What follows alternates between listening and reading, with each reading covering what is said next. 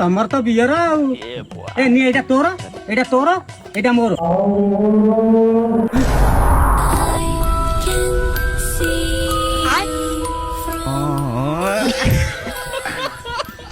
ବଢିଆ ପିଲା ଗୁଡାକ ଗୋଟେ କାମ କର ତୁମକୁ ମୁଁ ଗୋଟେ ଭଲ ଗପଟେ ଶୁଣେଇବି କଣ କହୁଛ?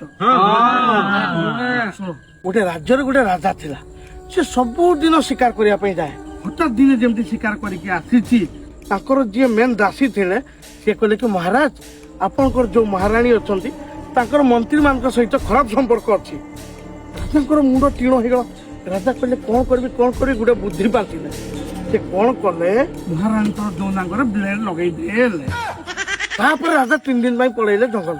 3 ଦିନ ପରେ ଯେତେବେଳେ ରାଜା ଫେରିଲେ ସବୁ ମନ୍ତ୍ରୀ ମାନଙ୍କୁ ଏକାଠି ଡାକିଲେ କହିଲେ ସମସ୍ତେ ଉଲ୍ଲଗ୍ନ ହେଇକି ଠିଆ ହବ ସମସ୍ତଙ୍କ ଯୌନାଙ୍ଗ ଚେକ୍ କଲେ। ଆଜ୍ଞା 10 ଜଣ ମନ୍ତ୍ରୀରୁ 9 ଜଣ ମନ୍ତ୍ରୀଙ୍କର ଯୌନାଙ୍ଗର ଆଜ୍ଞା ଦାଗ ଅଛି କିନ୍ତୁ ଲାଷ୍ଟ ଯୋଉ ମନ୍ତ୍ରୀ ଠିଆ ହେଇଥିଲେ ତାଙ୍କର ଆଜ୍ଞା ଯୌନାଙ୍ଗର ଦାଗ ରାଜା ଆଜ୍ଞା ଭାରି ଖୁସି ହେଇଗଲେ କହିଲେ ଆରେ ହେ ମୁଁ ହିଁ ମୋର ବିଶ୍ୱସ୍ତ ମନ୍ତ୍ରୀ ତୁ ମତେ ଯାହା ମାଗୁଛୁ ମାଗ ମୋ ରାଜ୍ୟରୁ ଫାଳ ମାଗିବି ଯଦି ମୁଁ ତତେ ଦେଇଦେବି ମାଗ ତୁ କଣ ମାଗୁଛୁ ମାଗ।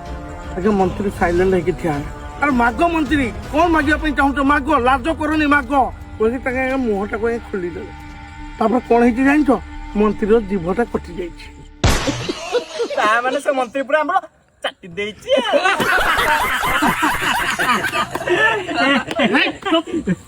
ସବୁବେଳେ ଖାଲି ନନଭେଜ ଆଡକୁ ପଳେଇ ଯାଉଛ ଆରେ ସେ ଜିଭ ଠାଲୁଥିଲେ ସକାଳୁ ଟିକେ ଜିଭ ଠଲାରେ ଟିକେ ଜିଭରେ ବାଜି ଯାଇଥିଲା।